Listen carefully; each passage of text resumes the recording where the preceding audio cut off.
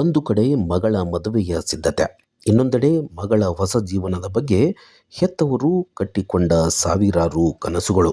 ಆದರೆ ವಿಧಿಯಾಟವೇ ಬೇರೆಯಾಗಿತ್ತು. ಕ್ಷಣಾರ್ಧದಲ್ಲಿ ಸಂಭವಿಸಿದ ವಿದ್ಯುತ್ ಅವಘಡವೊಂದು ಆ ಬಡ ಕುಟುಂಬದ ಪಾಲಿಗೆ ಬರಸಿಡಿಲಿನಂತೆ ಎರಗಿದೆ. ಧಾರವಾಡದ ಮೆಹಬೂಬ್ ನಗರದ ನಿವಾಸಿ ಜಾಫರ್ ಧಾರವಾಡ್ಕರ್ ಎಂಬುವರ ಮನೆಯಲ್ಲಿ ಶಾಕ್ ಸರ್ಕ್ಯೂಟ್ ಸಂಭವಿಸಿ ಇಡೀ ಮನೆಯನ್ನ ಆಹುತಿ ಪಡೆದಿದೆ. ಈ ಘಟನೆಯಲ್ಲಿ ಮನೆಯಲ್ಲಿದ್ದ ಲಕ್ಷಾಂತರ ರೂಪಾಯಿ ಮೌಲ್ಯದ ವಸ್ತುಗಳು ಸುಟ್ಟು ಕರಕಲಾಗಿವೆ. ಜಾಫರ್ ಅವರು ತಮ್ಮ ಮಗಳ ಮದುವೆಗಾಗಿ ಬಹಳ ಕಷ್ಟಪಟ್ಟು ಹಣ ಕೂಡಿಟ್ಟಿದ್ದರು. ಮದುವೆಗೆ ಬೇಕಾದ ಹೊಸ ಬಟ್ಟೆಗಳು, ಅಡುಗೆಗೆ ಬೇಕಾದ ಸಾಮಾನು ಸರಂಜಾಮುಗಳು ಹಾಗೂ ಮದುವೆಯ ಖರ್ಚಿಗಾಗಿ ಇಟ್ಟಿದ್ದ ನಗದು ಹಣ ಎಲ್ಲವೂ ಬೆಂಕಿಯ ಜ್ವಾಲೆಗೆ ಸಿಲುಕಿ ಬೂದಿಯಾಗಿವೆ. ಮಗಳ ಉಡುಗೆಗೆಂದು ತಂದಿದ್ದ ರೇಷ್ಮೆ ಸೀರೆಗಳು ಸುಟ್ಟು ಹೋದ ದೃಶ್ಯ ನೋಡುಗರ ಕಣ್ಣಲ್ಲಿ ನೀರು ತರಿಸುವಂತಿತ್ತು.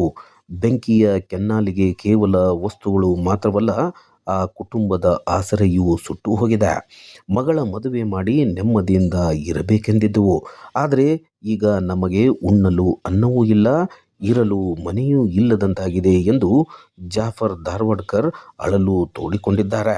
ಬಡತನದಲ್ಲಿ ಬೆಂದಿರುವ ಈ ಕುಟುಂಬಕ್ಕೆ ಸರ್ಕಾರ ಮತ್ತು ದಾನಿಗಳು ನೆರವಾಗಬೇಕಿದೆ.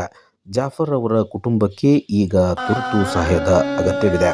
ಆ ಕುಟುಂಬದ ಮಗಳ ಮದುವೆಗೆ ಅಡ್ಡಿಯಾಗದಂತೆ ಸ್ಥಳೀಯರು ಮತ್ತು ಜನಪ್ರತಿನಿಧಿಗಳು ಕೈಜೋಡಿಸಬೇಕಿದೆ.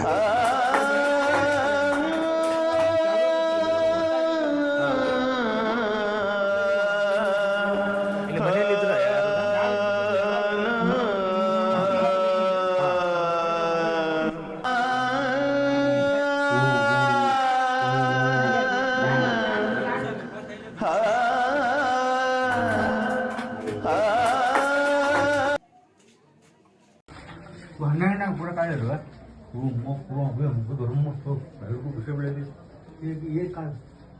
ಏ ಕಾಳು